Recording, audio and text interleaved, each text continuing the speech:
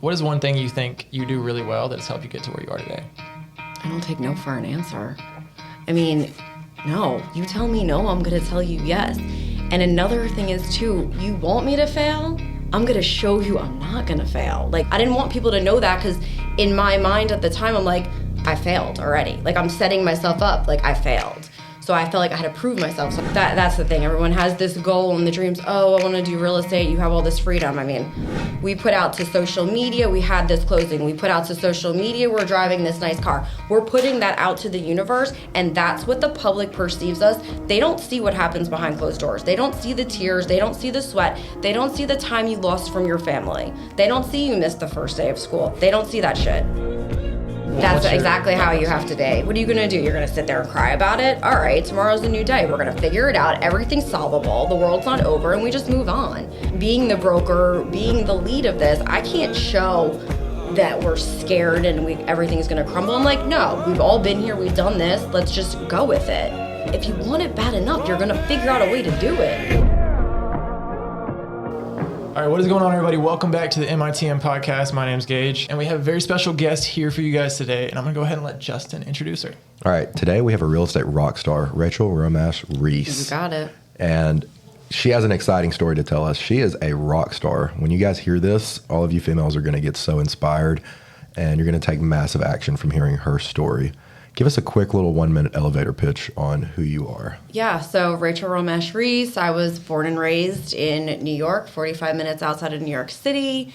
Life got me to South Alabama. Now live in Fairhope, Alabama. And when I moved here early in my career, I was a single mom. So I literally knew nobody here. My ex-husband got me down here, had a baby shortly after. He left, didn't work. And I started my real estate career as a single mom with no friends, family, no sphere. And here we are 10 years later owning a real estate company, and I have 6 offices, about 160 agents, and a rental portfolio of my own. Awesome. So you were ground level? Literally ground level. Like if people ask me, oh, like, what'd your mom and dad do? And I'm like, no, this was me by myself in Alabama. Like all my friends, all my family, everybody I knew literally was in New York. It was just me with a baby. And this is a hard market, too, because everyone knows everyone down here. So if you walk in anybody and talk about real estate, they have 5 cousins, 3 uncles, you know, a wife, a husband that does it. Like, no, this is a very close-knit market down here. It was brutal. Like, it was literally brutal. Like, I remember, like, literally sitting on the kitchen floor at night and just crying. I was like, how the hell am I going to do this? I mean, people were just not nice to me. You know, I'm a younger girl. I'm, you know, a single girl. And I had to prove myself. Like, it was brutal. It was hard work in the beginning. I mean, it's still hard work. I still feel like I'm trying to prove myself. But, you know, it's just consistency every day. I just have these goals and dreams, and I don't stop. How old were you? I was, at the time when I had Bryson, I was 24 years old. That's hard. It was hard. That's hard. Like, it was hard because, A, I'm a mom to a baby for the first time. Another thing that was hard was I'm now going through a divorce. I'm a single mom. So I literally, in appointments, like, I would wear a fake wedding ring because people knew I would talk about my son. I had a baby. And I'm like, I don't want people to know I'm divorced. I'm a single mom. I'm young. I didn't want people to know that because in my mind at the time, I'm like, I failed already. Like, I'm setting myself up like I failed. So I felt like I had to prove myself. So I wore this stupid fake ring for the longest time. I can respect that. 24 is a hard age because you probably never owned your own business. No. But I watched my parents. So I did grow up, and I grew up with entrepreneurs. My mom owned a catering company. My dad owned an accounting company. And he also is the reason I got into real estate in the beginning because he started investing in real estate. So he had his accounting company, and then he started to go to all these seminars, and he wanted to learn about real estate and flipping homes. So that's how I got my start into real estate. I got my license back in New York to help him because he wanted to buy and sell properties. So I was like, I'll get my license. I wrote offers for him all the time. And that's really how I got started. I learned a lot from him in the beginning. Good. A lot. Good. And I just knew, you know, real estate was where I wanted to be. But I was thinking the other day, you know, I also had my own business in New York that I never tell people. I forget about this. So I'm very big into, like, health and fitness because I really feel like that's really helped me stay focused and get all the energy so I could have all this energy nonstop. So I had a personal training business in New York. So I would literally train these corporate women, like these attorneys in the morning, go to their house 4 or 5 o'clock in the morning. So I always had that like entrepreneur drive. I always wanted to, have my own business, set my own hours. So it really started at a very young age for me, even before I was in college. It sounds nice when you say pick your own hours, but you have to pick which 17 hours of the day you want to work. That's the beautiful part. 17, 18 hours a day, and that's no joke. I mean, you could that's the thing. Everyone has this goal and the dreams. Oh, I want to do real estate. You have all this freedom. I mean, I don't have freedom. Don't do it. It's a trap. I don't have freedom. So when you moved down here, what was the first step? Did you start as an agent under somebody? Or Absolutely. Did you do So back in New York, I worked for Exit Realty in New York. So I was like, I really like their model. So when I moved here, I was like, let me find her Exit Realty. So when I was pregnant with Bryson, I got my reciprocal license here, and then I made home. It was in Mobile at the time, the only exit company, so I made home there. So I worked for them, and then I realized, because I still didn't really know the area, so I'm like, when I first moved here, I was like, oh, I want to live in Mobile. That's a city. And then I was driving, and I'm like, okay, it's not the city that I'm, accustomed to, 45 minutes in New York City. I'm like, okay, let's switch gears. So I didn't realize the distance from the Eastern Shore to Mobile, and I was like, I can't do this with a baby. So then home was Keller Williams until I opened up my own real estate company. So you talked about the model. I guess season me and the viewers who may not know, what is it? I guess tell me a little bit about the real estate models. Like y'all were talking downstairs about EXP. It's a different model than... It's all, every company has their own, and it's just, as the years gone on, the models are just changing drastically. But back then, it was your typical model. It was like, 70-30, you get here, you go to 80-20, you go here, you grow as you progress. And it was what I was comfortable in New York. Break that down a little bit. 70-30 means if you bring in $10,000, okay, sorry. You owe the broker $3,000 of those $10,000. Yes. And the split makes a world of a difference. And the justification, if it's a 70-30 split, they better offer more services or training or something of better value to give up that extra 10%. Yes. 30%, whatever it is. And there has to be, I feel like, goals and growth. Like you'll get to the 80-20 or the 90-10 by doing this, because I feel like we all need, goals to achieve and to want to grow and succeed in your business. So I felt like setting different goals for the agents has also helped tremendously. What's up, guys? Wanted to interrupt this podcast to give you guys a quick offer.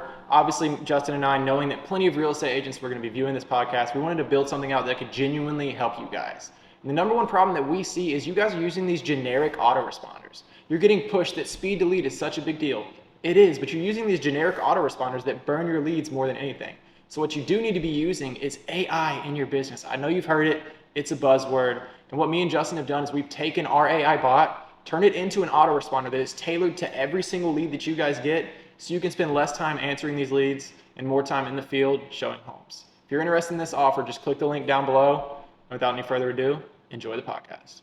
And there's some model where you actually have to buy in, like you have to basically pay up front to work for that company. Remax. That's pretty much Remax. I think it's a desk fee. A desk fee. So they have monthly desk fees, but they don't take a percentage of what you make though. But 5%. Yeah. Yeah, 5%. Honestly, that sounds like it might be a better. It is for the overachievers. For the people that just come into it, they're going to drown. I was like $6,000 to $9,000 in the hole before I even sold my first listing. It's so true. I always tell people it's 1 year of consistency and spending money. What I used to do, literally, I wake up at 4 o'clock in the morning. I had like this little black HP printer, and I was into mailers. I didn't have a sphere here. They always tell you, call your sphere, call your friends, call your family. I didn't have that here. Like when I say literally, I knew nobody. It was nobody. So I would print mailers and spending money. You have to spend money in this business to make money. It's a given. Better you pick up the phone and you start dialing. All day long. Oh, God. Well, since y'all both like this, let me stay here. So for the viewer who's watching, who's maybe looking to get into real estate as an agent, what advice, I'll ask both of you, would you give to them starting out to see some success? So for my brand new agents, what I literally tell them, I was like, create a list of your family, friends, and sphere. You need to be contacting everyone, let them know you got into real estate, mail them cards. Hey, I got into real estate. Do you know anyone looking to buy or sell? Put your business card in there, meet people for lunch, meet people for coffee. Like you're constantly talking and shouting it out to get started. Doing open houses on Sunday. There's so many things that agents could be doing, but the key is doing it consistently on a daily basis. Don't just do it one time. You don't get anything from it. You got to do it every single day. You got to put the work in. I say From 8 a.m. to 10 a.m. in the morning, make those phone calls. Call for sale by owners. Call your sphere. Call, leads that might be given to you from your company. So is that something you see as a broker owner that a lot of people, dip their toes in, don't stay consistent, and then just dip out? 100,000,000%. All day, every single day. It is not easy to get started. It's probably like a 95% dropout rate in real estate after 5 years. Like, after just 5? I mean, I would think... Well, most small businesses, it's like 95% dropout rate, failure rate. Real estate follows about the same trend. What's the median income where we live for real estate agents? I mean... I think it was the average real estate agent makes less than what they would at McDonald's their first year.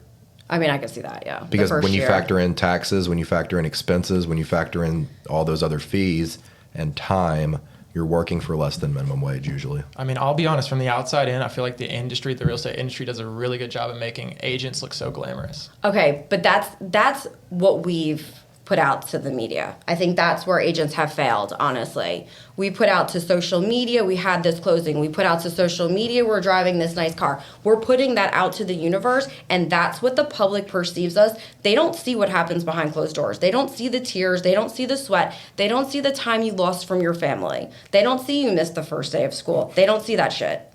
I'm getting PTSD. Oh, I get so mad, right? Oh, yeah. You don't understand. I literally have been saying lately, if you allow real estate to take your soul, it will literally take your soul. Like, you need to be able to set boundaries, and you need to be able to just keep life in perspective, because this business, it literally will tear you to pieces. But it's still, at the same time, it's good. It's if worth you want to it. be in real estate, it's great. But you just have to be a strong person. So to summarize that, basically get organized and get very, very 100%. methodical behind your actions. Absolutely. Get a list, circle prospect. It's being consistent. Definitely agree upon that. Consistent follow-up. That's what it takes. So what was your 2 cents on how to succeed early as an agent?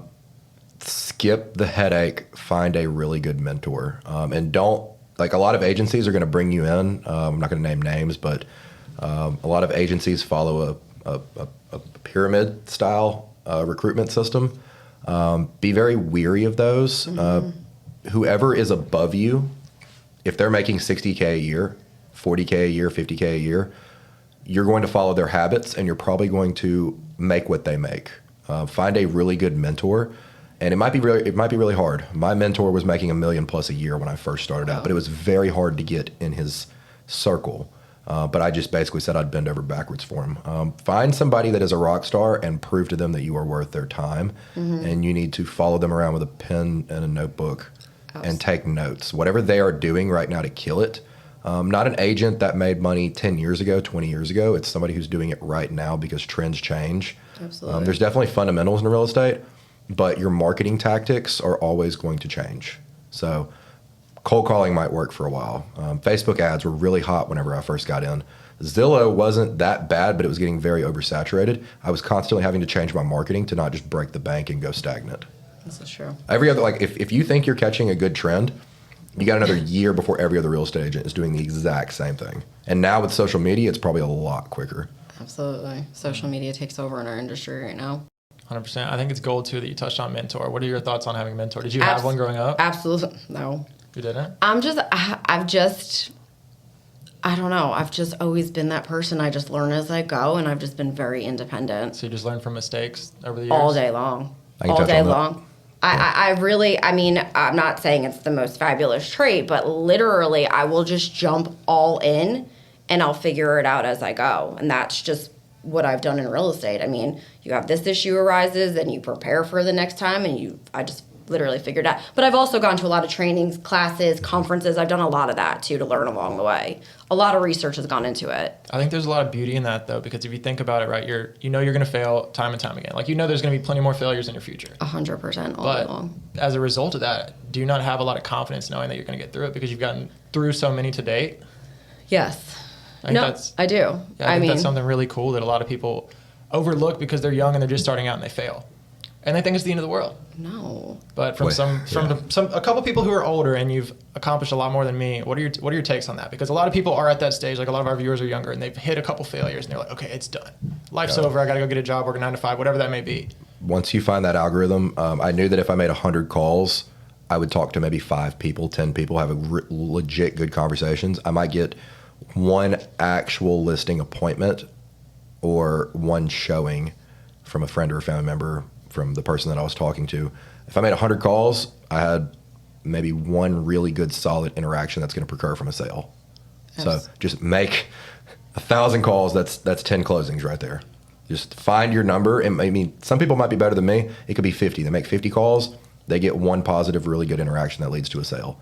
So figure out your number, and it's just a game of talking to people. So, I mean, you can start 10 businesses, and 3 of them might do good. 5 of them might do good. You just found out what not to do if you fail. Yeah. Do it over and over again. I get what you're saying, but I'm kind of touching more on the psychological side, right? Because before you can get to your number and that stuff, you have to at least be, I guess, mentally tough enough to make it through the first couple failures. You have to be mentally tough enough. You have to take it. I mean, it's part of it. So I think instead of looking at it and being like, oh my God, boo-hoo me, I'm so horrible, I'm so this. All right, this is what I did. If I didn't get the listing appointment, I tell my agents this all the time. I called that seller. I called that buyer. What could I have done different to learn for the future? And a lot of the times in the beginning, people would say, you just don't have enough experience. You're just too new. I know you're going to do great things one day, Rachel, but I just went with someone that had 10 more closings. So I would always ask, but I think at the end of the day, it's just the conversations you're having in your head, and I think it's also your upbringing. I was always told, my dad literally would yell at us in the car. If I ever said I can't, he would just say, never say you can't. You can always do things. And I think he instilled that at such a young age that I take it into my adult life. And I do that with my children and my agents. Don't say you can't. You can. If you put that energy out there, you envision what you want in your life, you're going to achieve it all day long. I mean, I'm living, breathing proof. 100% agree. I think there's somebody who called it delusional optimism. They said the best thing a parent can do is instill in a kid is delusional optimism. Absolutely. To where it's the wildest dreams, they still think they're going to make it happen. Absolutely. I do that with my kids all the time. Like, if you think it, you want it, you're going to get it. But, I mean, let's touch on this. At the time you moved here, you were 24, you had a kid. Did you feel like your back was against the wall and you had no other choice but to 100%. I had to prove it to myself because I've already effed up. I'm now, in my family, people didn't divorce. I have high school sweetheart parents. I was pregnant at my wedding. That doesn't happen in my upbringing. So I already had to prove myself. I already failed. Really fucked up. So with that, I was like, all right, I'm going to do this. I'm going to prove myself. Like, I'm not just this young girl who got pregnant in shotgun wedding. And it just I literally think my son changed my life. I know he did. I know he changed it. There's something about when your back's against the wall, like what happens to you. I haven't personally felt that yet, but I've seen a lot of people, and like I'm a geek. I like to study people and how they got to where they are. And a lot of people who have lived very successful lives or done great things had a back against the wall moment at a young age. Yeah, and I think also, before I had Bryson, right before I got pregnant too, I was in like a near-death car accident too, and I think that changed me as a human too. I saw how fast, and it's constant every day. I think about it, you literally could wake up and your whole day's changed. So I think about that too. Like, I don't really try to take life for granted because I know I could leave here today and get hit in a car and this is the last conversation I have. So I think I always put that into everything I do. Who cares? Am I going to remember this on my deathbed that I made that call and it scared the shit out of me? No. Yeah, I agree. That's deep stuff. I've been really diving into like being mindful and like having gratitude for the life we live. Like the other day I was sitting in my car and I was just like sitting there like, okay, Gage, this is where you are right now. Be here. Is that something you guys have practiced like at any point in your life? Because I was having a conversation with my grandpa. He's like, dude, I live my life and I don't even remember shit. I'm struggling with that today too. Today still. I know. Being present in the moment. It's a constant battle. And it's more so now than ever I'm battling myself with it because I think, I built my business. Everyone's like, you're successful at a young age. You've done all this. I don't look at me the way people look at me. I still feel like I have something to prove. There's more to do. I'm not content. And I think that's what I'm striving for right now in my life as I'm about to be my last year in my 30s is where's contentment? Selling this house and buying this rental property, I'm like, okay, now I'll be happy. Like, now I'll be content. It's hard when you have a personality like mine to find contentness. Yeah, and that's what I strive for. It gets worse throughout the years, honestly. It honestly does. Hey guys, it's Justin with MITM, and I'm going to talk about a pain point that I had when I first started out in real estate over a decade ago. I didn't know where my leads were going to come from. I was just cold calling, door knocking, calling everyone, posting on social media. I didn't actually learn how to use Facebook up until about 6 to 12 months of being an agent in my life changed. So I'm going to show you guys how to, one, leverage social media to the point to where you'll never get a fake phone number or a fake email address, and I can get the leads anywhere between $5 to $20. Zillow was charging me $100+ a lead way back in the day. I can't imagine what they're charging right now. So click the link below down in the description, and I'm going to show you guys how to, one, flood your inbox with leads. You don't have to worry about a fake phone number, a fake email address, and then I'm going to show you guys how to use AI to respond to them in less than 2 minutes and make it personalized, directing them to book a call or a video chat with you in real time. The more you grow, the more hungry you feel. The hunger just gets bigger and bigger. I'm struggling with that right now personally. Yeah. So it's like, when's enough? When are you going to be content and just be happy with what you have? It's a very hard concept when you have a go-getter, A-type personality. It's such a hard concept. I think a lot of people set these goals and say, when I achieve this, I'll be happy. When this happens, I'll be happy. But like, why not be happy now? Thank you. I think the beauty is in, somebody referred to it as like the Rocky cut scene. Like right now, personally, I'm in my Rocky cut scene. I'm on my come up because I haven't really accomplished much. But I think you guys are in your Rocky cut scene too. Your entire life, if you look at it from the outside in, is a Rocky cut scene, which is like essentially saying the grind. Like every day's a grind. You're doing, stuff day after day after day. So why not be happy then versus when you've achieved it? Because without this is just my personal take, without like the trials and tribulations that you face on a daily basis, when you achieve something, say it was smooth sailing all the way, would it really feel that sweet? Would it really be that fulfilling? True. I don't know that many people that had smooth sailing. You don't. I don't know. I don't think that's even possible. I don't think anything's smooth if you succeed in anything. I mean, it's a I tell her, life's a roller coaster ride when you're in real estate too. It's like highs and lows on a daily basis. I know you can attest to that. On a daily basis. And it never stops. It's never going to be smooth. Oh, yeah. I'll be with him and he'll just get like the craziest call. It's He's the like, worst. another day, cool. You learn to adapt and you learn to not let it affect you. And what I tell my agents too, now lately, I'm like, is this what you're going to think about on your deathbed? Because you're so upset and you're crying right now. Is this what we're going to be thinking about? No. Tomorrow's a new day. It is what it is. 100%. How are you handling that? Because I know last time we talked, you said you were working on trying to be more like appreciate what you've accomplished, appreciate life a little bit more. How are you handling that? Failing.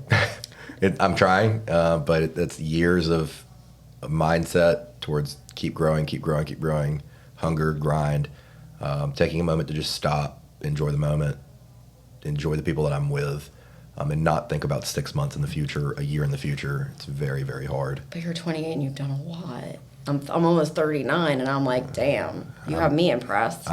It's a hard thing to describe because I've always thought whatever action I do right now is going to impact me in 6 months. Yeah. So it's almost like I'm never living in the actual moment. And it's like I might have 10 actual positive experiences, but like one I actually really got to enjoy because I've really grasped what was happening. Yeah. Even when I'm out celebrating with my friends, it's like I'm there, but I'm not there. I'm still thinking in the future, unless I have to actually just almost mentally slap myself and say, pause, stop, enjoy it. I'm having that more lately, though, but it's just, my mind is fighting me to say 6 months in the future, then the other part of me is saying, enjoy right now. And then what happens if you don't think of in the future and you start messing up and you're in a bad spot because you just neglected some parts of your business. But your business is always going to have something on fire. Like, I've rarely ever had a time where for more than a week or two something just didn't go wrong, or a day or two, honestly. But just being okay with things being on fire has been an extremely good skill because no matter what happens bad in my life, I need to be okay mentally. I could have 3 ACs break today. I could have I had a tenant die in one of my properties one time, and it just I kept going throughout the conversation like it never even happened. I was like, hold up, wait a minute, like, okay, stop, keep going. Smile, take a big deep breath, go eat something nice for lunch, maybe do something in nature for an hour or two, enjoy the life that you've worked so hard to live. Yeah, that's something I've definitely learned from you, dude, is like when a problem arises, like we're in business together obviously, and when a problem arises, Justin's just like, okay, cool, we'll fix it, move on. And I've never been around somebody who's like that, and it really opened my eyes to that. But I want to hear your take. So, like, when a problem happens, That's what's your exactly how thought you process? have to be. What are you going to do? You're going to sit there and cry about it? All right, tomorrow's a new day. We're going to figure it out. Everything's solvable. The world's not over, and we just move on. Because also, you know, being the broker, being the lead of this, I can't show that we're scared and everything's going to crumble. I'm like, no, we've all been here. We've done this. Let's just go with it. But to just touch on what you were saying too about being in the moment, do you take trips for yourself where you're able to like check out? Because I feel like that's helped me tremendously. Yes. Booking vacations, that is my time with me, my family, and I really try to like call my assistant, call the staff, and even if it's once or twice a year. Yeah. Jet skis, family dinners, and we go to a lot of music festivals and go like snowboarding and Yeah. stuff. Anything that involves nature or music, I can check out for a bit. That's good. And I have to be actively I'm so ADHD that if I'm not snowboarding, riding a jet ski, or like I'm Really? not like immersed in like a concert or something, half my brain's always thinking about business. Yeah. So I have to be fully focused on one task to really, it almost sounds really weird. I have to be snowboarding in like a life or death situation on a double black diamond to actually be peaceful and like calm and not think about 6 months in the future. I have to think about right now. And reading, do you read books? Audiobooks. Okay. I'm like 5x speed. I'm like I could sit at a pool and read, and I could check out. You need that to check out. I try. Maybe it comes with age too. I don't know if I was reading in my 20s. When I first started, my goal was to read one book a day, but it was audiobooks. But I would put it on 2x speed, and I would listen to it twice in a day to digest twice the information. Because you probably have to read a book maybe 3 to 4 or 5 times over to really digest agree. everything. So if my competition was reading, the average is like, I think 1 book a month for people that own businesses. Yes, I read a book a month. If you're doing one a day and you're reading it 2 to 3 times a day, you're so far ahead of the competition. And when you listen to it on 2x speed, at the time I was doing a bunch of cold calls. Yeah. And I would use a triple line dialer, so I'm having possibly 1 to 3 conversations at one time. So I need to be able to process information twice as fast while writing stuff down. I wasn't transcribing these calls, so it was like whatever was being told to me, I'm writing it down sometimes with 2 hands. So it was just more information, more knowledge, more paychecks in my head. If I needed to make 100 calls, I know picking up the phone, dialing, it ringing again is going to slow me down. All right, let's use a triple line dialer, and I can crank out 3 times the calls. So what drives you? Like, what is the end? Like, what is the goal? Like, is it you're driven by money? Like, what are Freedom. you?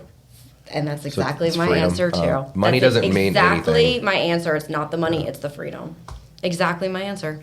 Yeah, there was a time in All my day life where I had to pick between my phone bill or sushi, and then I was in there's a very bad situation that happened. I'm not going to go into it, but it's like the next day it was like I either have to pick between my phone bill or sushi, and then all these other bad things that are happening. I'm like, I'm not where I want to be or need to be, and instead of it taking 40 years to retire, 40 hours a week, 40 years, why don't I just crank out like 100-hour, 80-hour work weeks, and then I get it done in like 5 years. So what is that age? What's the age? 23 was my goal. Okay, what is it now? The age for or did you get that at 23? I matched my income at 23 with my rental properties. Okay.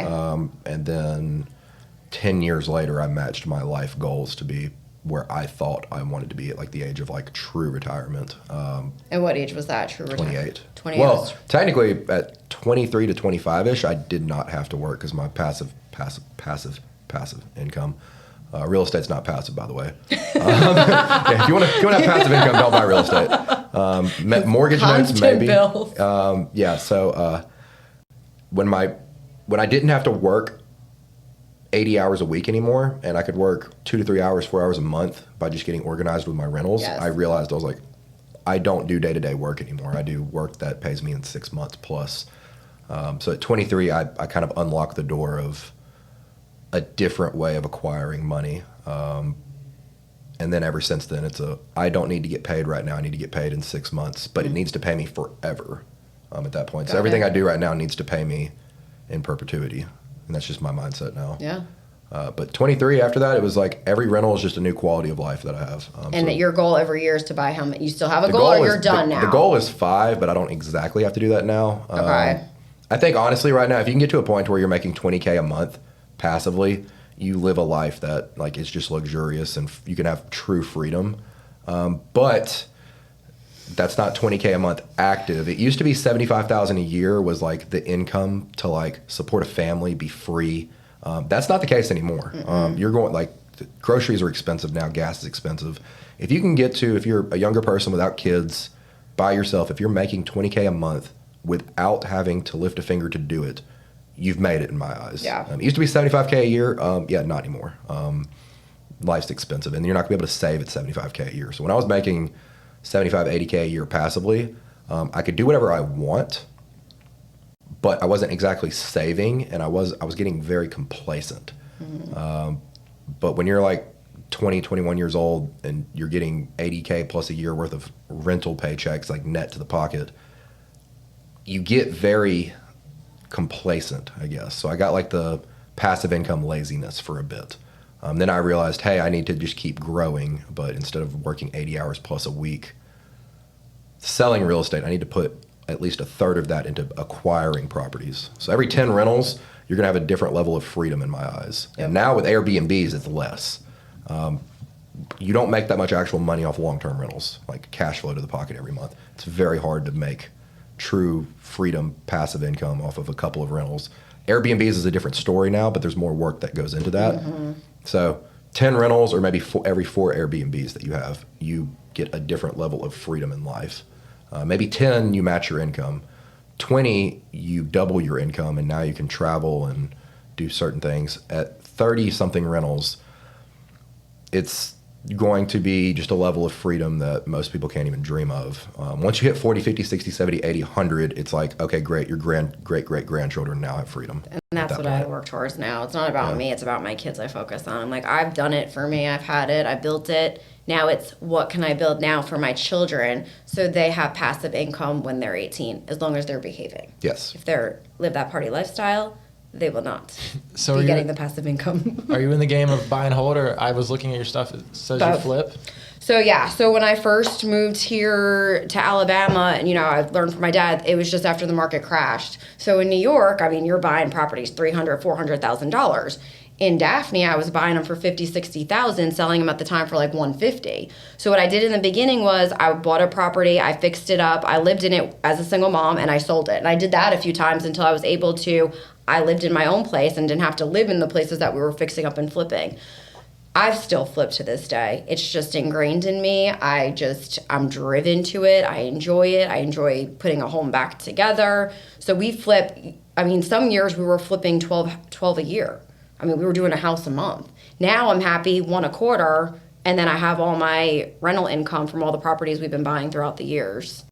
So what's that process look like? When you started out, did you have to go find funding for the flips, or did you luckily have it? So yes and no. So there's hard money lenders out there. I went to the banks, but obviously at the time, they're not going to work with someone that doesn't have like 2 years of tax returns.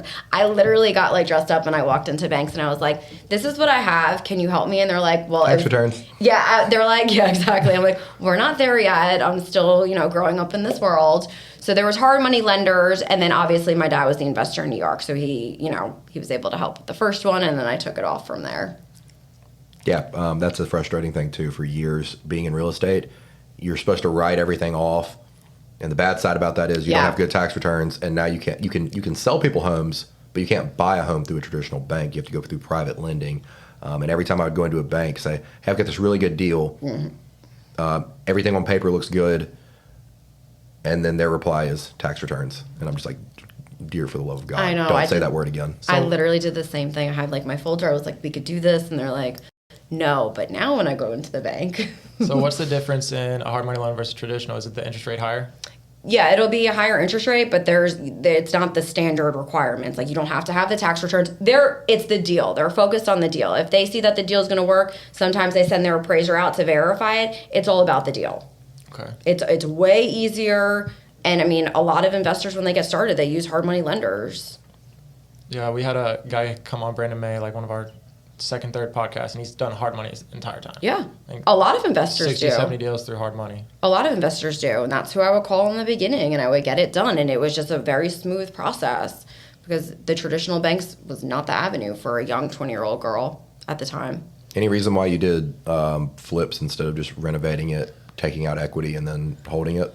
Well, if I held everything freaking now, we wouldn't be sitting here. I'll be like on my island in the Bahamas. At the time, I just needed to build up the equity and just get, cash in the bank to buy the rental properties. At the time, I just didn't want, also, when I was younger, I didn't want the headache of the rentals back then. I just wanted the quick cash, get in and out, get the money, build it, to then buy the rentals. And I was driven to buy like commercial real estate. I'm like, I want that shopping mall. Like that's the stuff I was driven to. And I was like, I'm going to build a commercial building one day. Watch me. I had the exact opposite where it was don't give me cash, give me passive income every month. See, I'm a cash person. I only flipped 2 properties, and I regret selling both of them. And I wish I didn't even know you could do cash out refinances until I was like 7 years into real estate. And I was like, nobody ever told me that until somebody said, hey, why are you like selling these? And why are you hoarding all this equity? Pull it out and buy more deals with it. And that's when the key really unlocked in my head. I wish I would have known what the Burr method was a decade ago, and I'd be probably 5 times ahead of where I'm at in life. Have you ever Burr method: buy, rent, renovate, refinance, repeat. Mm-hmm. Have you never flipped a home? Yeah, 2. You've done 2? Yeah, well, I bought them, and then one I just had a good opportunity to sell it. There was PEX piping; it was like falling apart, and I was like, just get rid of this. The second one was an actual I knew I was flipping it going in. But then COVID hit the next year, and then the house probably had an extra 50, 60K worth of value added in a year. And I was like, I could have turned that into an Airbnb. It wasn't in a HOA. Then I'd be making an extra 30 plus K a year off that. I realized I went for the quick cash and lost out on years worth of payments after that. Like when you flip a house, you might make 50, 60K, 40K off of it. But if you rent it out, you'll make that in 3 or 4 years. Yeah. Or if you Airbnb it, you'll make it in 2 years, a year. The exact same money you would make flipping it, usually. But I mean, everyone's different. Time and place. Yeah, Everyone time and has place. And I think a little bit of everything. So now, we still do the flipping. I still obviously buy and sell properties. I have the long-term rentals, the short-term rentals. It's a little bit of everything, in my opinion. Just diversify. The bad part about what I did is I never had liquidity on hand. It was always being bought. I was always buying more rentals. With the flipping, you don't have the passive income, but you have a massive amount of liquidity sitting. Yes. So there's positive and negatives for both. Be very aware. There's certain properties I probably should have just flipped off the jump, and then I might have been able to have the liquidity to buy 3 or 4 more after that. Yeah. But I mean, a win's a win. Just keep buying real estate. It's hard to fail. And the younger you are, the better it is. Start now. Everybody's like, oh, my grandparents bought a house for $50,000, $40,000. Like, okay, yeah, well, your grandparents didn't have the financing that you have today. You can buy a house right now for no money down with most banks. Yeah, absolutely. You can do FHA loans. Your grandparents didn't have that. Okay. Absolutely. Your grandparents didn't have Airbnb. So, make use of what you have right now. Absolutely. All right. Just jump in. Let's flip the switch. We've been talking about all the good and all the Real stuff. estate. Yeah, good side Every of real estate. day. Let's flip while we're still on real estate. Let's flip the switch to the bad side. What are some things you could give to the audience? Maybe some things you've experienced in the past or seen some people go through in terms of real estate, whether that be to the agent or buying, selling, flipping. What are some of the downsides that you see? Just because people may not be as experienced as others or may not know as much. Nobody is coming to help you. When you own the house, when you own the brokerage, when you're your own agent, depending on the brokerage, nobody is coming to help you. Fix your own problems. If you own a rental property and an AC goes out, it is your problem. Fix it. Yeah. It's a good part. I mean, there's a lot of responsibility that comes into that. Mm-hmm. Real estate, real responsibilities. And be ready for the oh no moments. That's what I do. So I started a YouTube channel this year, which I should have started years ago, about doing my flip projects. I was like, here's a step by step. And literally I was like, don't worry, there'll be oh no moments. Every single house that I've recorded, and I've done 3 this year, there's an oh no moment. You just have to mentally be ready for it. So I think once you're doing it long enough, you become immune to it. Where in the beginning, literally, a tenant calls, the air conditioning's out. I mean, you would think they called me and said someone's dying. Mm-hmm. I'm like, oh my God. And it's always at the worst time. When you're on vacation in Cabo, your property's gonna flood. The pipe is gonna burst. Just be ready when you get on that plane. Like that, you just gotta mentally prepare. It's not your life anymore. You're sharing it. Mm-hmm. Just seems like it boils down to, back again, problem solving skills. Like you just got to know you got to solve it no matter what. All day, every day, I problem solve. That's all I do. The good thing is be glad you have a pipe that busted, and be glad you have a tenant that calls you because these are problems that most people dream of, but they don't want to accept the responsibilities for. And when you break it down, it's like, okay, I had a tenant call me and let's say an AC went out, or let's say a tenant called me and there was a leaky toilet at 2 a.m. I'll use that one as an example. If I picked up the phone and then I called my maintenance guy, my net profit of $500 that month from that property, I just got paid $500 to pick up the phone and call another guy to fix a toilet instead of this is so annoying, I want to get out of this. It's like, equate that to $500 an hour for the task of picking up the phone. Most people would love those problems if you really broke it down that way. Yeah. It's true. All right, well, let's segue this into the business side of things. So I'm curious as to what it feels like to operate multiple brokerages or just be the leader. How does it feel like a lot of weight on your shoulders? Does it take a toll on you to know that there's a lot of people under you that you have to eyes on? All the time. And I was saying before we sat here and we're talking today, I'm like, even stuff like this, I'm very conscious all the time of what I'm saying because, girl from New York, I have a potty mouth. I mean, you see me when I'm on, but like there is an off switch and, you want to loosen up, you want to have a good time, but I'm so focused. I'm like, I represent X amount of people in this community and I take that very seriously. So it's hard sometimes because you're always on. Yeah, I figured that's the answer we would get. How do you combat that? Like you're walking around everywhere, you always have to be on. It comes with it. And that's what I say where real estate can literally take your soul because there are times I was telling an agent the other day and she's like, that's funny you put it that way. So, I mean, we're human. I wake up today, I was tired. I mean, I was like, oh God, I got to do this podcast. I don't know if I'm going to be the full Rachel, but I have to turn on. But the downside to that is your body sometimes is like, no, this is not what we're doing today, Rachel, and you can't do this today. And that's the struggle. When you stop listening to your body's going to tell you in so many different ways, you need to stop and check out and like be with yourself alone. And that is the hardest part of my life right now because I'm also a mom to 3 kids. So there's so many elements. I don't just check out from the office. I go home to my real job. So how do you manage your time? A lot of people that have sat in that exact same seat have had crazy, all kinds of different ways they manage their time to just stay on schedule. How do you manage your time juggling all these things? So I really try. Like when I get the kids starting at like 2:30, 3 o'clock, my day's done. I'm a 4:30, 5 a.m.er. I start early. I like the morning hours. That is my best time. You got problems, bring it to me then. So I like to check out around 2:30, 3 o'clock. I don't work on the weekends. I started doing that 2 years ago. That is my time. I could stay home if I want to. I do things with my kids, and that literally like recharges me for the week. I need that downtime. So was it different when you were a little bit younger in your grad age? The weekends? So that was the thing when I moved to Alabama. In New York, things don't close on Sundays. Like people still are working. So there's like a slower lifestyle here on the weekends, which I now love. I've come to, adapt to it. But in the beginning, no, it was 24/7. And it didn't bother me back then. The older I get, it bothers me. You're young. You still like it. It's 24/7. You don't want that in another decade. No. Don't want what? Working on a Sunday, Saturday. No. I've always had a non-negotiable. Sundays are not worked. Sunday is a water day activity for me. See, I get it from the lens of like, living your life and actually like doing stuff you enjoy. But from the other side of things, like, I think burnout's BS. Like if you're burnt out. If you're passionate about it, but like you have to, if you're working, you have to sacrifice in another area.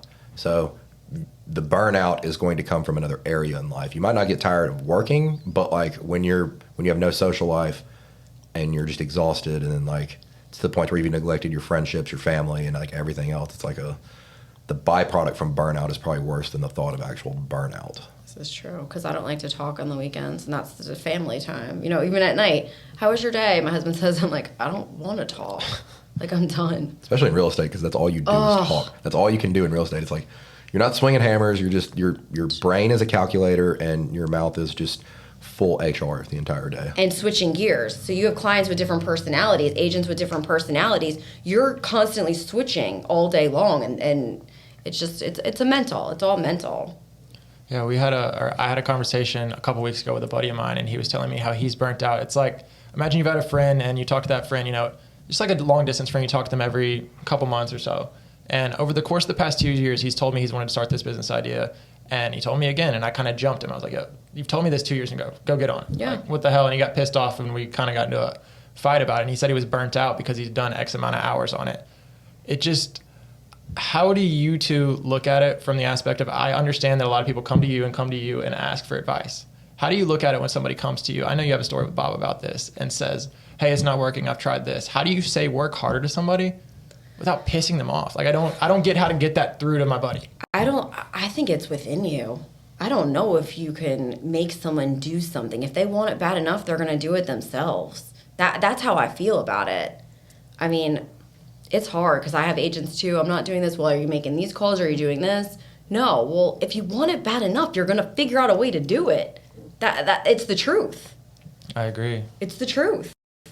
Rewind to Brandon May. If you got that dog in you, you got to snatch the bowl away from him. He's just going to keep eating.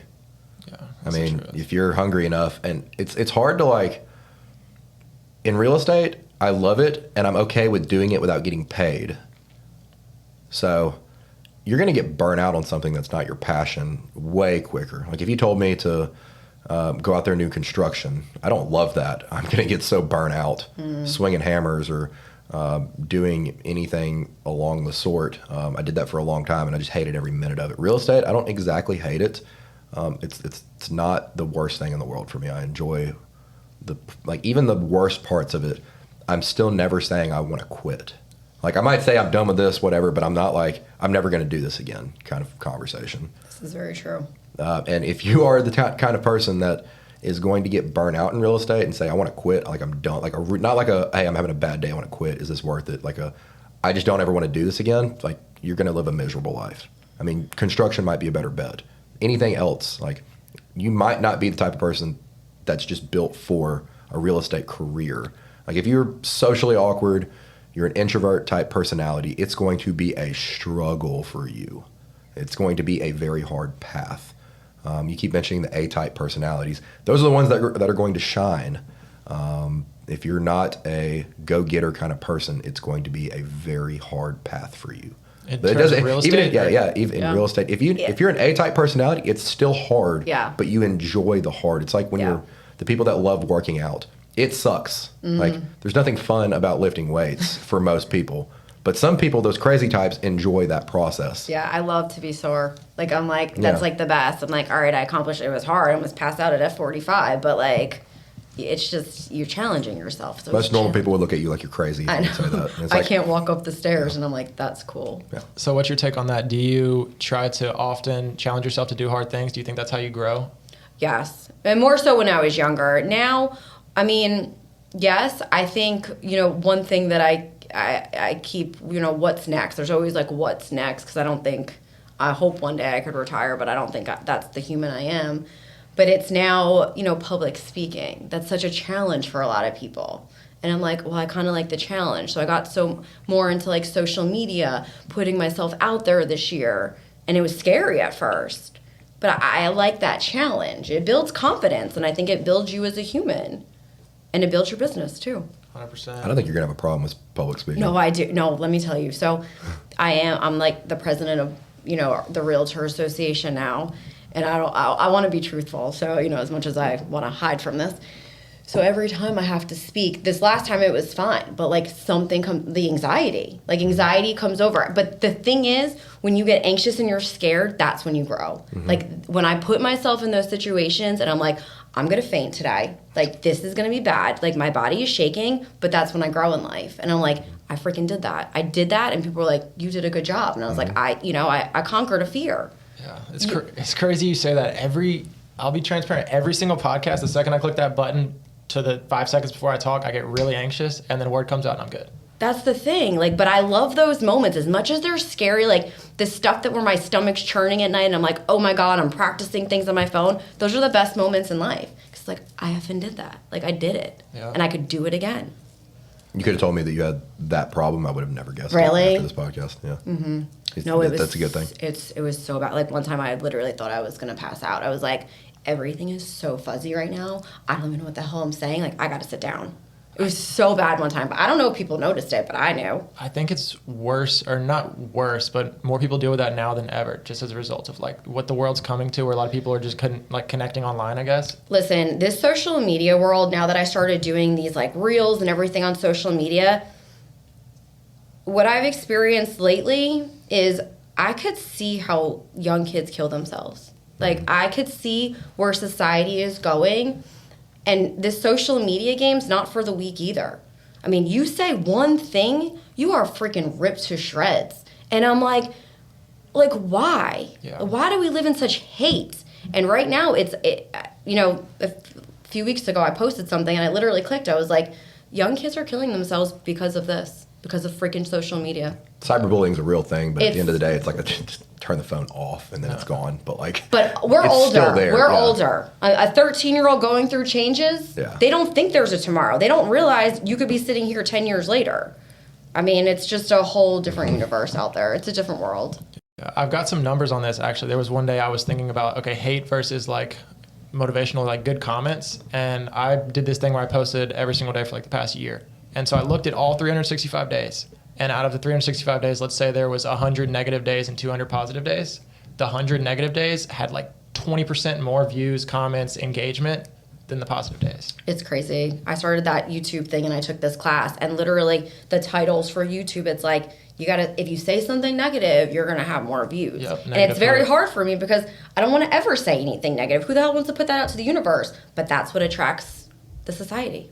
And the way I think about it too is like, is the algorithm, are the people, the powers that be that are creating these apps targeting it to be like that so we have a negative world, or is it the people and we're just unhappy as humans? Like, that's what goes through my brain. Is it the big dogs or is it us? Because at the end of the day, I still think, I mean, people get so, they love to see failure. They love the negativity. 100%. They do. And it's you got to stay mentally, in good spirits all the time. I think too, a lot of people fake it till they make it and post a lot of the good stuff. So when somebody sees a failure, they're like, oh, cool, somebody's being real. Let me engage with that, or shit on them even more. I mean, we all have failures, but it is hard to put it out there because you're just like, you feel like you're being judged all the time. I'm going to make some clickbait content now. What are 5 things that you would probably recommend people look out for when buying a rental property? Oh, is it in a flood zone? Bought one of those. Okay, that's good. That it doesn't sound like it's good advice, but that's not very even good if advice. it's in a flood zone. I would just ask a lot of questions to the previous owner. Like, if it rains really hard, is it gonna bring in water? Like, just asking a lot of questions. Also, location. I think that's a huge thing when buying a rental property. Just being in a really good location. Also, God, what do I look for? I don't even know what I look for anymore. It's all about the numbers, really. Yeah. It's really what it is. It's all about that cap rate. I mean, am I going to be able to pay it off in 10 years? I mean, that's really sums it up for me. So you're shooting for 10% cap rates? Yes. Are you finding that harder and harder to get now? Yes, but what I've done through the years is I've always, I made that extra payment. Mm-hmm. So even if I wasn't able to achieve it through the rent, I've always made that extra payment to get there. Because in my brain, what I've been saying lately, in 2035, when my youngest is, out of the house, I want, all this passive income. So what do I have to set it up on auto pay? I don't care about making the money right now. It's retirement for me, and it's for my kids. So that's how I look at the rental world. So for the people who don't understand, will you break down what a cap rate is and why you calculate that when you're buying a house? So it's the net operating income divided by the market value of the property. So the sweet spot's between 5 and 10%. So the higher the cap rate, the better. So say I'm getting $2,200 for a property, less, times that by 12, less the HOA, less the taxes for a year, divide that by the market value, what you purchased it for, that's your cap rate. Awesome. It's really hard now with interest rates because you're getting like 6, 7, 8% cap rates with an 8.25% interest rate, plus or minus depending on when you see this video. Cap rates do not include financing, so your interest rate has nothing to do with that, which made apartment buying very hard because people are buying apartments in cash for below, like people were buying 4% cap rates when the interest rates were 5 and 6%, which just prices majority of the market out. So yeah, don't factor in debt when you do that, or you're going to hurt yourself. What do you factor in when you buy your rent? Like, what is your, like, okay, this works because of what? Income versus expenses, but you can't Okay. factor in debt. Yeah. So if you have a 10% cap rate, but you got a 12% interest rate, you're going to put yourself in a hole. And then it's I'm making 10%, but I've got a 7% mortgage. So you're really only making 3%. This is If true. you really break down, this is why when people are like, oh, you're making 20, 30, 40, 50K a month off rentals, 100K a month off rentals. Yeah, but you're paying 60K a month in interest. And here's the good part about that is the interest can go back into your taxes as purchasing power and your depreciation. So if you're spending 60K a month, what's that, 720,000 a year on interest, the bank is going to apply that towards purchasing power, which means you can now get a mortgage and apply that towards your purchasing power, which that's $8-10 million, $5 million worth of mortgages, which is the sweet spot that I've been targeting this year. Or the past couple of years, I've been trying to acquire more debt to be able to buy more properties. Yeah. So you can leverage yourself and depreciation too. So if you have $10 million worth of real estate, you can get like 3%, 2% depreciation, and that goes towards your purchasing power too, which can help people acquire loans. So anybody out here who owns a lot of real estate, I know that's a little bit, have your accountant factor in your interest and your depreciation and bring that to your lender. And when they say, oh, you made 100K, but you wrote off $120,000 worth of expenses, the bank's going to say, you don't get a loan, but if you paid 80K that year worth of interest, you have 80K worth of purchasing power, then another 20, 30K worth of depreciation. Okay. And that has made the world of a difference in my taxes to where it's like, oh, I've been writing everything off every year, but I've been paying this towards interest and depreciation, and now I can actually get government loans, plus or minus. Once you're able to start to get loans. But factor in that interest rate into your cap rate and be realistic. Just because you made $1,000 that month doesn't mean you actually cleared $1,000. But it is a long-term investment too. Yes, So you got to yes. think of it that way. I think for Yes. the younger generation, if you set a goal, I want to buy, you're working your job and you want to purchase a rental property a year for X amount of years. How I look at it is when I'm done working, this is how much I'm going to be making a month. It's a And I'm forced done. savings account. Yeah, exactly. You're putting money into a bank every single month. It's not, I don't care about the income right now. It's the long-term investment. Your payment principal goes into it and interest. The interest can be factored back in for taxes to acquire more property. The principal is your own forced savings account. The appreciation is your investment to hedge the market. Real estate's like, you get paid like 3 different ways in real estate. Through your taxes, through your appreciation, and through your actual income for rent. Okay, how's about this is just a personal one, because we could talk about real estate. We're only targeting the real estate people. We can talk about brokerage. We're only targeting that kind of people. What about life advice for? It's impressive that you were a single mom. Yeah. And you were able to do something that most people without kids fail to do. Mm-hmm. In a new market where people who have a good social sphere still fail, how did you navigate those roadblocks? So how are you getting to a showing while having I'm assuming a very, very young kid? Yeah. And one time I had to take the young kid on the listing appointment. That's a nightmare. I literally to this day, when I think of that story, I freaking cringe. And I will forever be indebted to that seller. And till this day, he still uses me to buy and sell properties. And I had no choice but to take Bryson in a freaking car seat. I had to knock on that front door. And I guess I just pretended like this is normal. Like, hey, here I am. Like, I'm here for the listing appointment. I had no other choice. Like, I had no one to help me that day. You think he probably respected that? I do, because I've told him how grateful I was, because who I thought was gonna, be with our child that day wasn't capable to. So it was like a last minute. You're not safe for this kid to be with. I have to take him, and I'm not missing this listing appointment.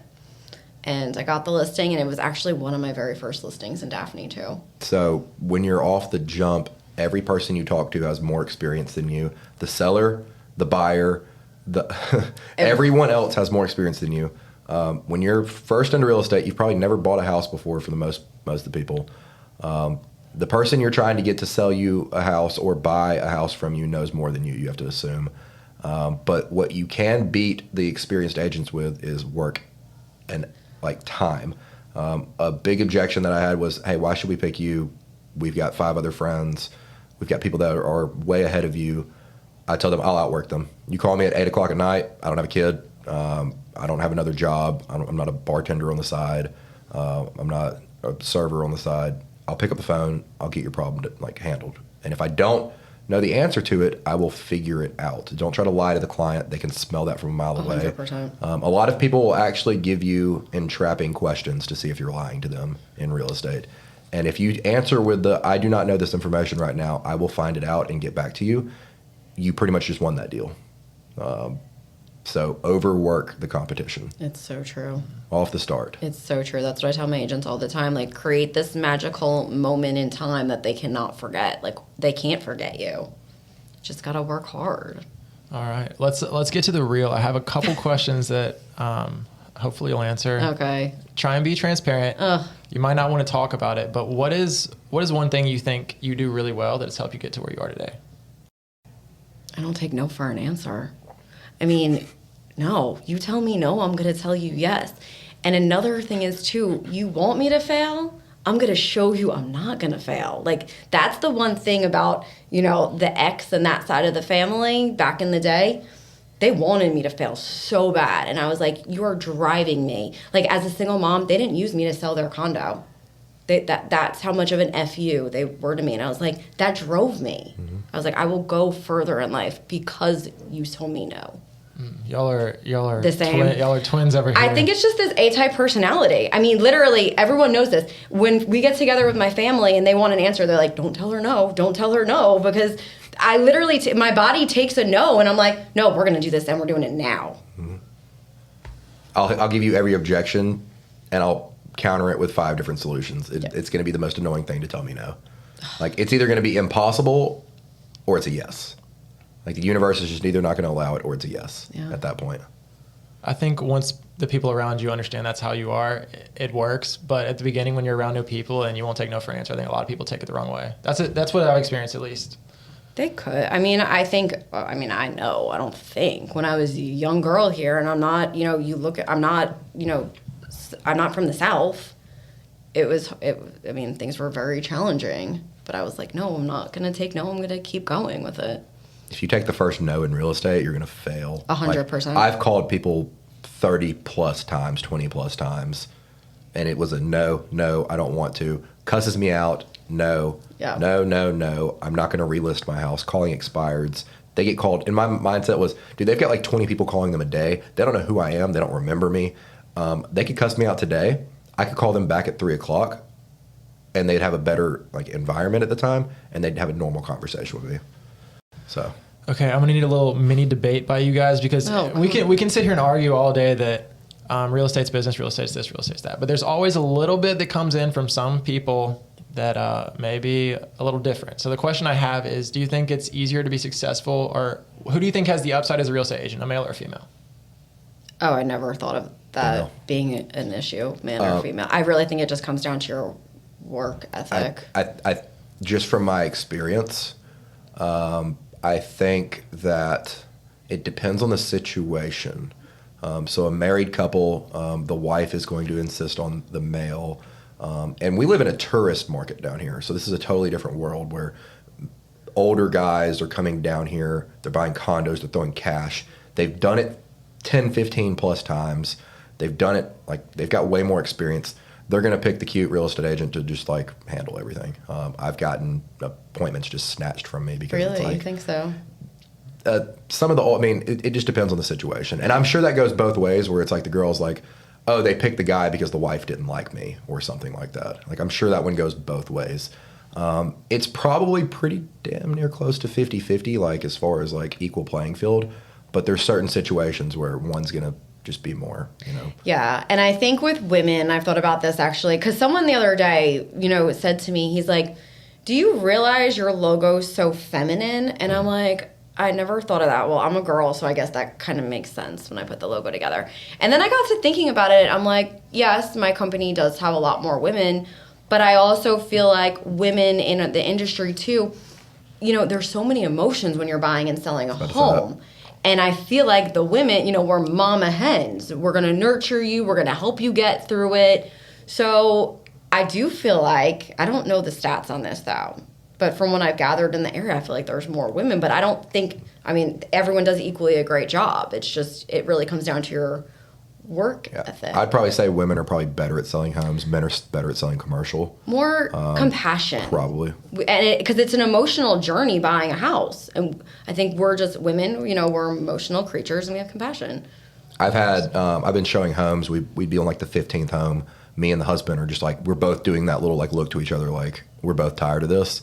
And then the wife comes in and says, I don't like those curtains, and then just walks out. And I'm like, we can buy new curtains. Or the wife says, I don't like the paint in here. I'm like, we can repaint. And the husband's like, honey, we can just repaint. And me and him are like on the same wave. And then, you know, the wife's over there. And then I could be like, I don't know how to really cater towards her emotions as well. Because me and the husband we are best friends at this point. The wife is just on her own little world, like in her own little world. And I feel like I probably would have gotten outclassed by a female real estate. I was going to say, I would have moment. handled that and shined all day long. Because that's who I'd be walking and talking and dealing, you know? Off the start. But then if that would have been handled by a newer female at the time, the husband would have been like, yeah, your math isn't right, your location isn't right. He's looking at it from a specific, like just completely business logical point. And that might be where the younger guy might excel until experience really kicks in at that point. It's true. Seems like a situational thing. That's an interesting It is take from you guys. Okay, well, one last question from me, opposite of what I asked before. What is something right now that you think you can improve on? I really think balancing my life. I really think that's where I'm still struggling, is being able to. This is the number one thing I was listening to, like Jay Shetty's podcast, and he was interviewing someone, and they're like, how to know when to be on the field and off the field. And that really resonated with me because I'm not the type, my personality, and I want to be so freaking badly. I don't pull into the driveway, had a bad day, and I could close my car door and walk in my house. I don't leave that shit in my car. It freaking comes into the house. I got kids. I have a husband. It's not fair to them. So I try every freaking day. It's so hard with my personality to be able to separate work and my personal life, especially I have children watching me. So do you delegate a lot of stuff? A lot of stuff. Nowadays, I have to. I mean, I remember the first time when I was like, all right, I'm going to have an assistant. That was a scary, I remember that moment. I was sitting on my couch and I was like, oh my God, I'm going to do this. I'm going to start spending this money and I'm going to delegate, because it's always, you got to delegate. I mean, you don't have all this time. And that was the scariest moment of my career. But it also, in return, freed up my time for me to then start growing my business and being able to delegate. And now I'm a great delegator, but I know my staff gets super annoyed with me because I will delegate, but I will still micromanage. I have this perfectionist. I like it my way. This is the way it's going to be. So I'll give you the task, but sometimes I don't like the way you're doing it. You got to do it this way. And that's another problem I have. It's interesting, though, because a lot of people that we've interviewed on this podcast all say that their business or life went to the next level when they started delegating stuff. And I tell my agents all the time, once they have their season, they're like, I need someone. I'm like, you get somebody and your business is going to double. I mean, you can't be at two places in one time. If I need her to show a house, I'm at a listing appointment, I can do that now.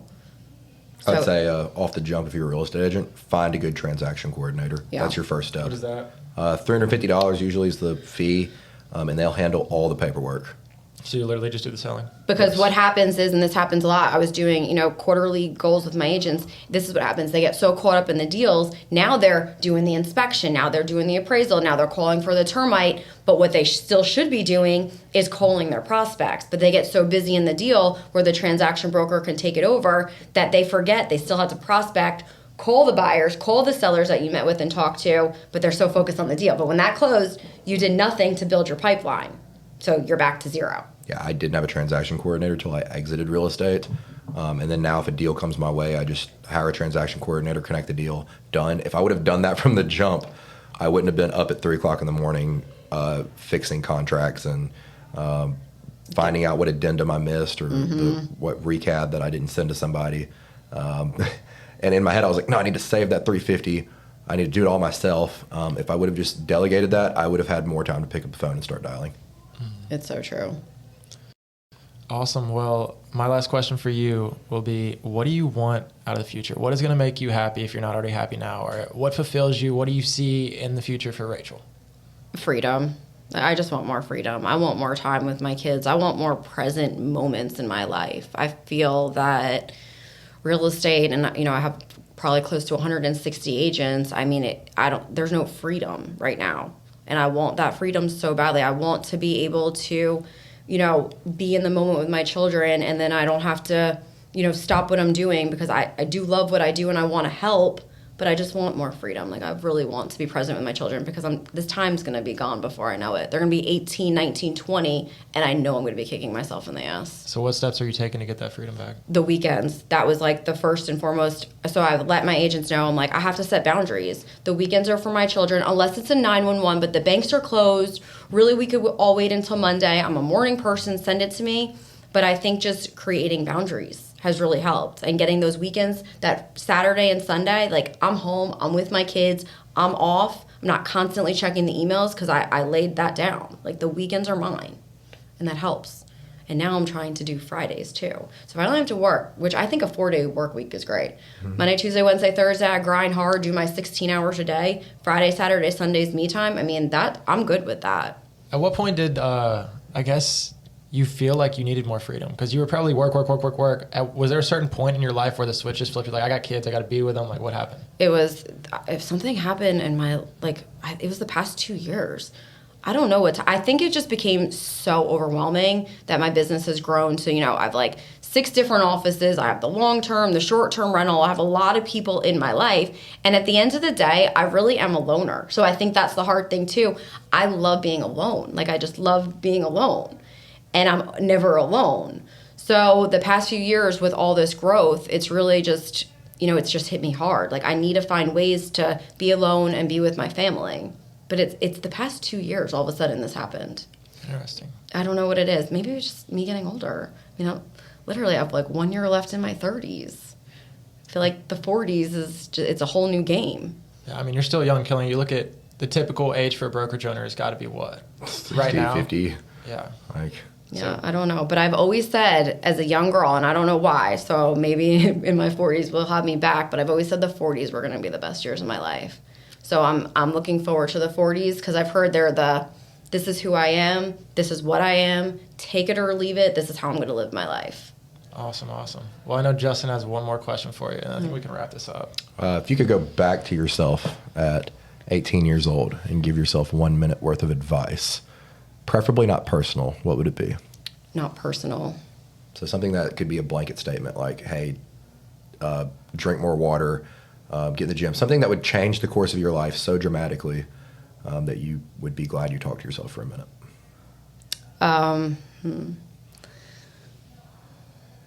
I think if this is a hard one, because I know the answer, but it's just, it's uncomfortable. I think I was just super into the party scene when I was younger. And I think if I just, realized that alcohol is not going to get you there, drugs are not going to get you there, the sober life that's where you need to be, and you need to work on that. That's what's going to get you there.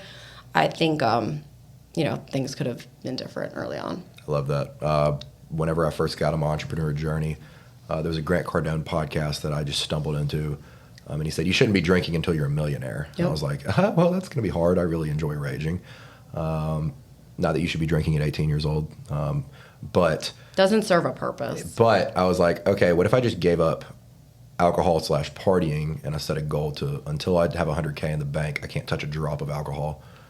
It took me 3.5 years to do that, plus or minus. So all my friends were like, I spent all my time partying. I live in a tourist town. It's a beach. Yeah, it's hard down here. I don't know how people do it down here. Yeah, so it was a very fun environment, and I had to sit there sober, drinking water while my friends were shoving beers in my face. And I'm like, nope, can't do it. But that made me very disciplined very quick. It does. It builds something in you. Yes, there's always you're missing out. I don't have a social life, so there's really no disconnect there. It's just like my kids and I'm home.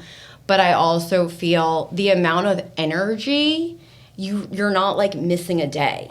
You don't have I'm missing a day and I'm hungover. Mm-hmm. You have all that time to be thinking and growing and building. So I think the younger me, but I was young. We all got to go through it. And that's the one thing. I mean, I can't be upset about what happened in the past. It all happened for a reason, and it still is going to keep happening. Love that. Awesome. I think something to touch on while we're on this topic before we end is do you think that both of you guys when you were in your party phases. I've personally never had one, but I would give that testament to who I hung around. I always hung around I guess you'd call it athletes who didn't drink, the good side of the athletes that didn't drink. Would you guys chalk it up to you guys were just hanging around a group who that's what they did? Yes.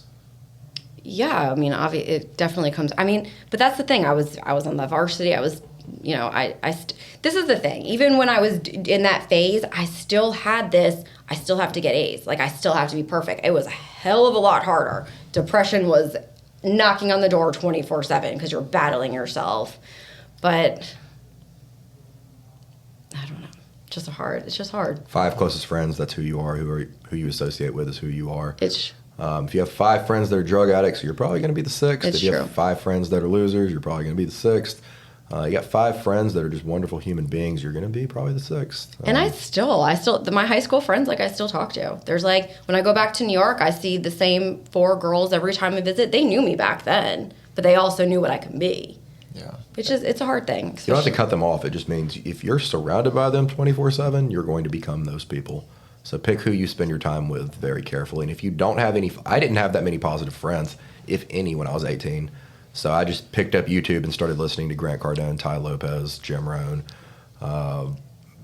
Gary Vee. I was like, there's got to be better people that I can just, if I can't be around them physically, they're going to be in my ear. Yeah. I'm going to be absorbing their words 18 hours a day. Like, I had headphones in probably 12 plus 13, 14 plus hours a day. And it was either an audiobook, podcast that was on real estate or life, business. So I was just getting mentors like funneled into my subconscious. When I'm working out, audiobook. When I'm driving, audiobook. Even when I'm calling, I've got an audiobook or a podcast going in the background. Just always. I feel like those moments of weakness where you're so focused on something else, when you have positivity and so good true. business advice being funneled in your ear, it just goes straight into your subconscious. It's so true. That's the thing I tell my agents too, like, in the morning, instead of like jumping on social media, putting on the depressing news, like, listen to something positive to start your day. Because we're so used to picking up the phone and going on social media, something bad happened, the news.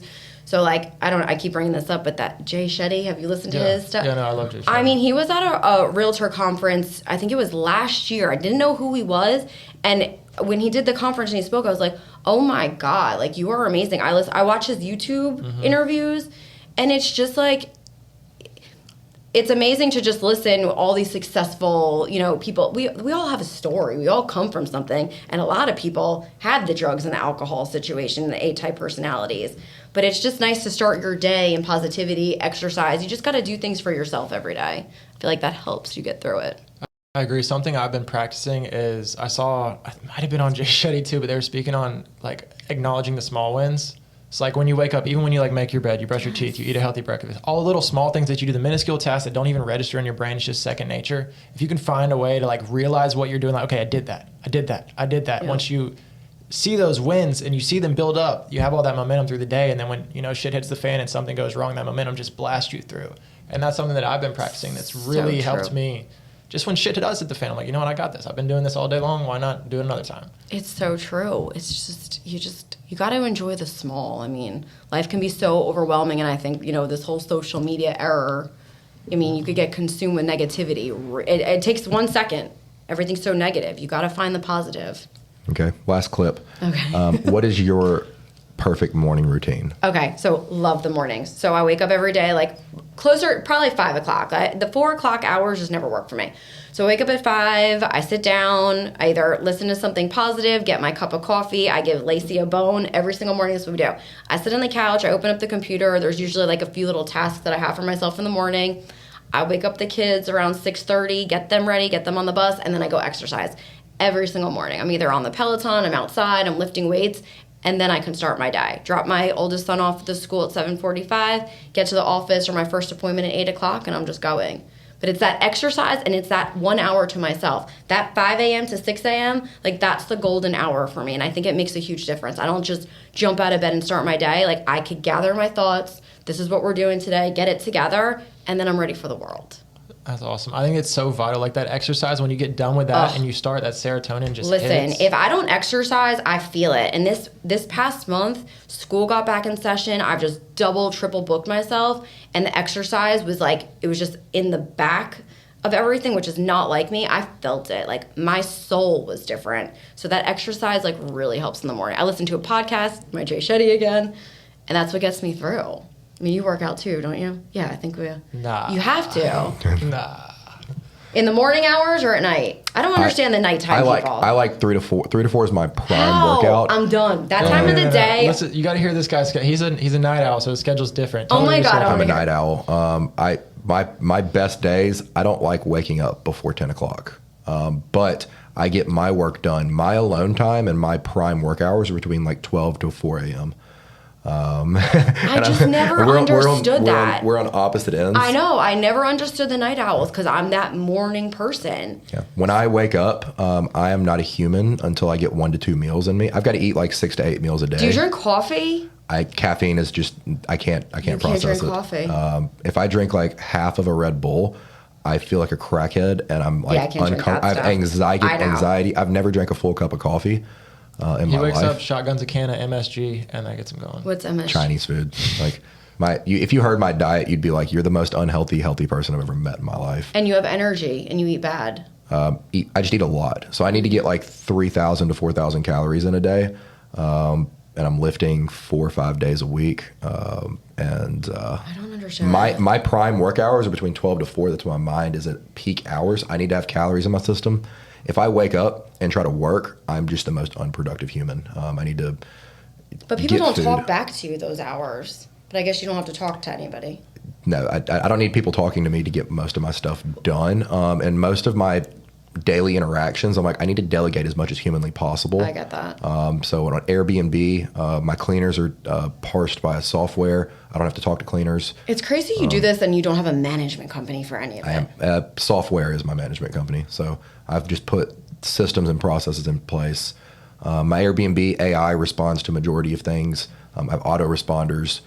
My maintenance line is my cleaning company's owner, and then I pay him an extra $500 a month to just kind of like get the calls and kind of like just overlook everything because I'm like, hey, look, if your people missed a cleaning, then that hurts your business as well. So I'm going to give you a little extra to just put a little bit more effort and energy into me. Yeah. And then I'm looking at them. I'm just making sure nothing goes bad. But if I'm ever in a spot where I'm in a podcast and something was on fire, I need that to be delegated to somebody else. Of course. And then when I had rentals growing up, my maintenance number was the first number that they would call. And I would tell them, look, if it's 2 o'clock in the morning and you call me over a leaky toilet, you will not be renting from me again after that. That's true. If you just send them to the maintenance call guy. them, and my maintenance guy was... Does he work for you full time? No. It's subbed out. Always use subs for everything. Yeah. And then if you call, if my maintenance guy got a call, if it's under $400, fix it. If it's over $500 or over $400, call me, get permission first. If you cannot get it, if it has to be fixed, fix it. But if it's something that does not need to be fixed in this moment, call me, get my permission. But obviously, if something is leaking, fix it. Yeah. Use your fair judgment. That is my most wonderful saying in real estate is use your fair judgment for people. Whatever you would do in that situation, do it, and then we'll worry about the consequences after that if you can't get in touch with me. Don't just let a problem occur by just waiting on me to do something. Absolutely. And then do you stay up that late too? It depends. Since I got around him, I did, but I used to be a morning person. I've been. And now working you're on like this. a 10 a.m. or 10 a.m. I'm like, I've I'm probably like sold 10 houses. I'm actively working on this. Like, Okay. last night I took sleeping medicine at like You got to start 10 o'clock. reprogramming your body. But it's just like You're wired. Your body's just wired now. social media work and like everything that we do. There's not a lot of actual appointments that I have to go on, and even in real estate, I didn't do any appointments until after lunch usually. Okay. So I liked my calls in the morning. I would have a lunch appointment, and then everything that was listing, showing, I would like to do that after lunch, because I didn't have kids, didn't have that, so it was like changed. It was like I could be up working until 12 o'clock at night, 1 o'clock at night. I didn't have any obligations to anybody else. No, you're very lucky. Do you and plan to have kids? Yes. Okay. Yeah, that's where all my rentals are going. to your children. Yeah, I had that plan at 18. My kid's college was paid for at like 19 years But you're old. not a dad yet, are you? No. No, one day. But I mean, I knew that like if I had kids before was ready or with the wrong person, that would like You'd be make my like life me. a lot. No, it'd make my life a lot harder. It's definitely possible, but that's why I've got so much respect for it. I'm like, how did you do this with trying to find a babysitter? I didn't. Deal with hell. the screaming and the crying. Like I've been a stepdad before, but it's like It's different when it's your own. Yeah. yes. So I'm so liquid with my schedule. My other thing that I wanted was freedom of schedule to where it's like if I Yes. want to be up working until 4 and then sleep in until maybe 9, 10, 11, I want that option. But if I need to be up at 8 a.m., like if we're in a really strict grind mode, I'm up till 4 a.m. and then I'm up at 7, 8 a.m. And you could function fine and little sleep. Well, you're still in Yeah. your 20s. It's different when you get older. I need at least 7 hours of sleep. Nutrition is a big part of it too. So it's Yeah. like once your nutrition starts sliding off, everything crumbles. So I always made sure, even if Always. to get enough calories throughout the day, whether they were good calories or bad calories, it was always get your caloric intake. Doesn't matter if it's a Big Mac. Doesn't matter if it's a bowl of fruit. Get your calories in. That's for boys. If I ate a Big Mac, I would be like passing out. And I Yeah, need to drink yeah. like a gallon of water a day. I'm a huge water drinker. Water, yes. Water. All right. Well, let's wrap this up because we're running Yeah. over to like a minute or a buck 30. I know you guys can talk all day. I know the real think I estate button's can. been pressed. But yeah, appreciate you coming on. No, Is there thank anything you. you want to say to anybody who's trying to find your social medias, get in touch with you? Maybe they want to use you as an Listen, agent? anytime. I love it, especially like the younger generation. If you guys have questions, ask me. No question. There's no dumb questions in real estate. You're better off to ask the questions you might think are dumb because you're going to learn and grow for it. And I guarantee a million people have those questions. So I love when people start young. Like, I love you guys. You're young. You're like, I mean, I just feel like that this new generation isn't like gung-ho and taking over the world, and you guys have that energy, and I love when like young generation has this energy. I feel relatable. I see myself like 20 years ago now. It's crazy. Awesome. Well, thank you. And thank you for coming on. Thank And if you you. guys need to get in contact with her, we'll drop her links Absolutely. down below. Like, comment, subscribe. Thank Peace. you.